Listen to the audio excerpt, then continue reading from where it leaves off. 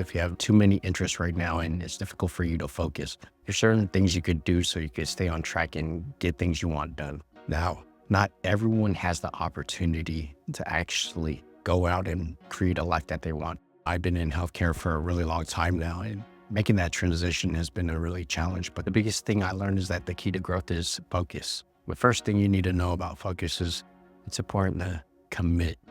Once you make a decision, you have to commit and go all in. Now, a lot of people have the challenge of committing halfway, half-ass, and so they don't actually get the results they want. They don't follow through to the completion point. And what ends up happening most of the time is just people end up halfway completing something, saying that they didn't get the results, quitting it, and then going off to start the new thing. Where in reality, if you keep going and you understand that you're closer to where you want to be than where you started, just don't stop. It's only a matter of time. It's a lag time before what you want catches up to you.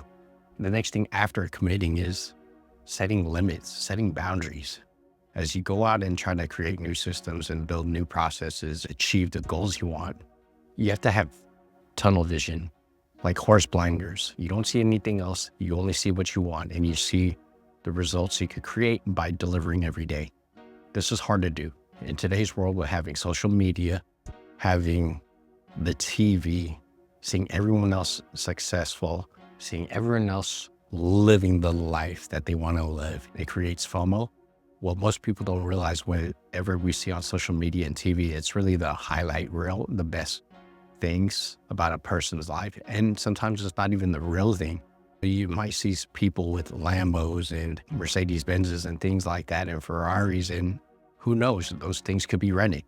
Now, that's not to say that there are people out there who actually do have what they want, achieve what they want, whether it's the car, the house, the family, the career, the business, whatever it is. There are going to be people that have achieved it, but there are also going to be other people who, that I say, is faking the funk, which means they're not actually showing what's real. They're actually putting up a facade or pretending.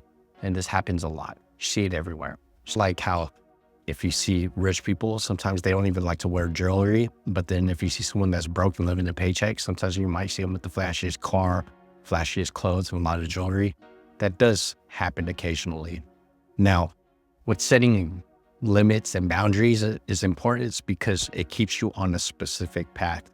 Now, on that path, you need to know where you want to go, which is having set goals.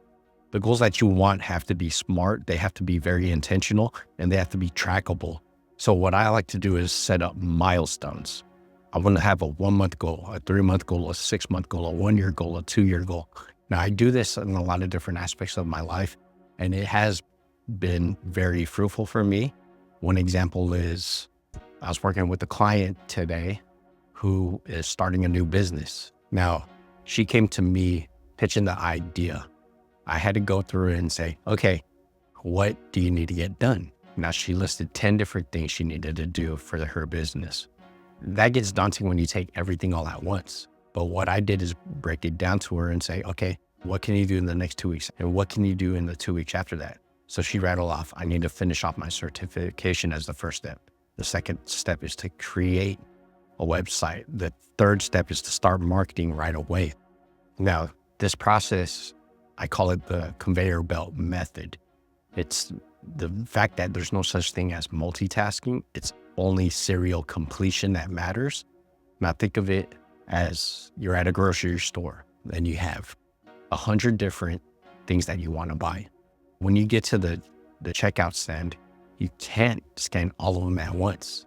You have to put them in a line and the cashier has to scan them one by one. Now that's the same way when it comes to attacking priorities, attacking tasks that need to be due. It's do it one at a time, but lay them out, get your ducks in the row, like everyone says, means go one by one in priority of what's necessary at the moment. Now, of course, there's going to be shifting priorities and you might have to switch some things around, but for the most part, just go one by one, knock them out. The most important thing, knock it out. Now, after that, knock out the second most important thing. It becomes a system. It becomes a SOP to complete things as you want to. And it makes things actually efficient. I've personally seen myself finish more tasks in a less amount of time than if I was just trying to take on everything all at once. The third thing when it comes to goals and hitting milestones is to track them. You want to make sure you're able to hit your desired result in every set point that you're at. If you don't achieve it, then you got to reassess why did you not achieve it. It's one of the things that's important to make a person stay on track. I look at analytics, I look at numbers, I look at data points, see where we're at the moment, try to figure out ways where I could be more efficient and actually boost productivity. But when it comes down to it, you have to know what you need to know so you can get ahead and get to where you need to go. This last point I'm going to talk about is the most important, and it's simple. Do something you like. If you're not doing something you like, you're actually not going to sustain it. It's going to be difficult to complete. You're going to look at it as another task and another chore. Whereas if you're doing something you really enjoy, now it's for fun. It's enjoyable. It doesn't take up time. It's not a waste of time. It's not hogging up space in your life. I think it's a really cool thing that when you're doing something you like and then you're actually hitting goals, you get energized even more to actually do more of whatever you're trying to do. Now you could actually monetize it or become an expert in it or master it. And, you become known for it. You become the go-to guy for what you're trying to do. Now, focus is the baseline of any business and any success in life, any achievement in life. If you're trying to get ahead, you got to set boundaries. You got to set limitations, create goals and milestones, commit to it, and most of all, do something you enjoy. With that, I'll check you out later. Be easy.